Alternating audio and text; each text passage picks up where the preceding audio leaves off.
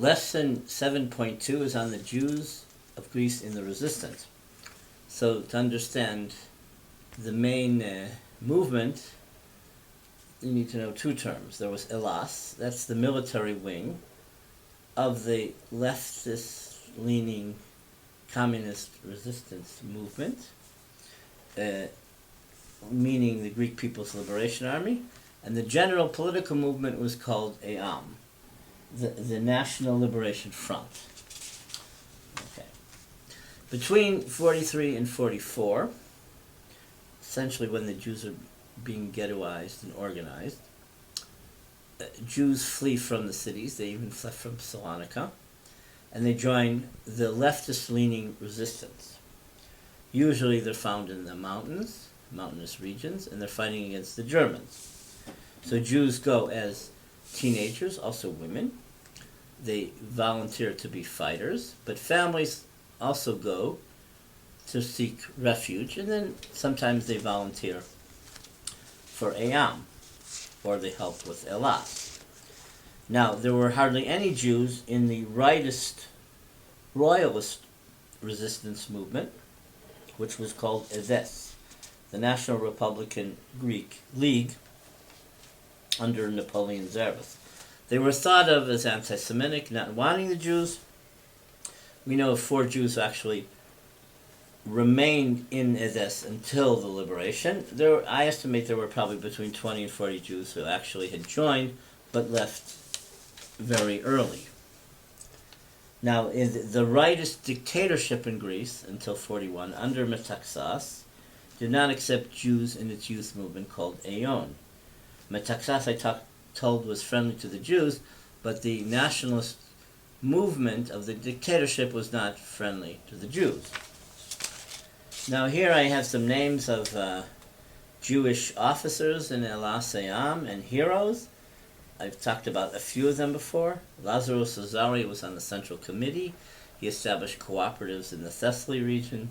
He was in the battle on the Henrietta Tzolda illegal immigration boat in August 46.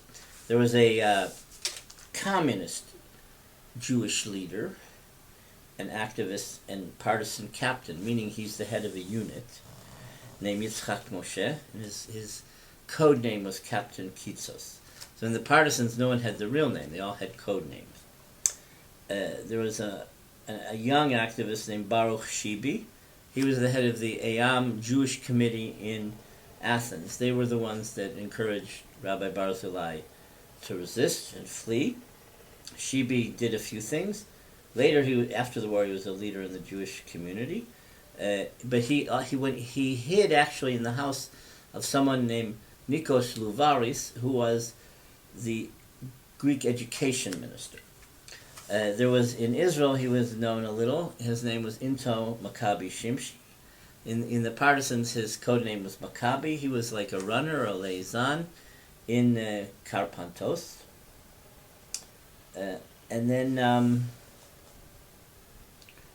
in the Microkinesia area, there was a partisan, and you'll see his picture shortly, named David Brudo. He was a fighter, and after the war, he was branded for killing rightists in the Parnassos region and throwing him into a cave to their deaths. And he was sent to forced labor for 11 years. Originally, he was given a death sentence, but it was rescinded. But Moshe Sharet, who was the prime minister of Israel at the time, requested that he be given clemency. He was taken out of forced labor and abandoned islands and allowed to come to Israel, and he settled in Jerusalem. There was a physician named Emmanuel Aruch, who was a physician for Elas, and he was in a big battle called Karotes. Leon Amar was from Chalkiva. He was a young commander in Elas, and in the Battle of Steni, that the Germans had detected that the Jews were hiding, the Germans had brought a big force to attack the village, and Amar led a small group of partisans to actually defeat the Germans and destroy all their ammunition and artillery. 70 Jews were saved. For Greece, that was like the Warsaw Ghetto battle. Julia Bibi was a young activist in the partisans in 41. There was no Elas or Eves yet, so but she was, let's say, in a fringe leftist resistance movement, and she blew up the German officers' club in Athens. Now, there were 1,500 Eretz Yisrael volunteers, Jewish volunteers in the British Army, so they had been defeated by the Germans in the south of Greece, in the Peloponnese and Crete. Many of them were taken as prisoner of war to Dachau, but others were taken as prisoner of war in Greece, but they escaped. So people like Shimon Peres' father was escaped and was in a monastery. But in addition to various young Jews being parachuted into Europe, 4 Jews were parachuted into Greece to have to sabotage a bridge over the Yorgopotamos River. It took 2 months to actually organize the attack. They blew up a bridge which was an important supply route for the Germans to North Africa. This was in December 42. They were parachuted in October 1942, and together, this is the only time that Elas and Eyam and Eves were together. They organized the actual demolition. It succeeded, and then they never cooperated until after that. Then there were Eretz Yisrael soldiers like David Simon, he was in Piraeus as a prisoner of war, but he did sabotage. He was a German Jew in Palestine whose parents remained in Germany, and he knew that they were deported and killed by the Nazis, so he wanted to retaliate and kill any German that he saw or could. And he, during this period, 41, 42, he killed about 100 German and also Italian soldiers in the Piraeus, Athens area, and he sabotaged the plane movement because he sabotaged the gasoline of the airplanes that was stored in the port of Piraeus. Here's a picture of Zervis, the second on the left. This just shows you what partisans look like. Okay, in the region of Thessaly, there were 4 Jewish communities. All the leaders of all the communities encouraged the religious leaders, the rabbis, encouraged the Jews to flee to the mountains, and then they were in Elas Eyam as volunteer fighters, or the families lived in the villages and helped the movement. And when the Germans attacked various strongholds, all the people moved with all the population that was in the Elas Eyam strongholds.